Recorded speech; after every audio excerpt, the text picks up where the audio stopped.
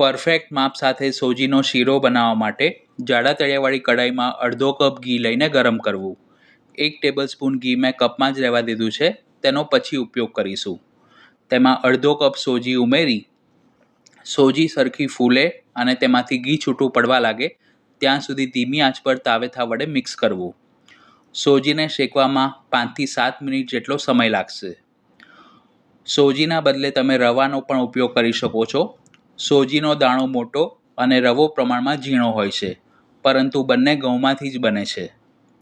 આ રીતે સોજી શેકાઈને થોડી બદામી રંગની થાય એટલે તેમાં 1.5 કપ અથવા તો સોજી કરતાં 3 ગણું ગરમ કરેલું દૂધ થોડું થોડું કરીને ઉમેરતા જવું, જેથી દૂધના છાંટા ન ઉડે.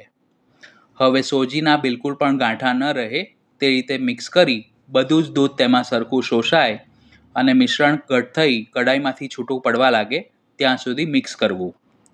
તેમાં 1 ટેબલસ્પૂન સૂકી દ્રાક્ષ ઉમેરી તેને પણ અડધી મિનિટ માટે શેકી લઈશું. શીરો બનાવવાની કુકિંગ પ્રોસેસ 15 થી 17 મિનિટની છે.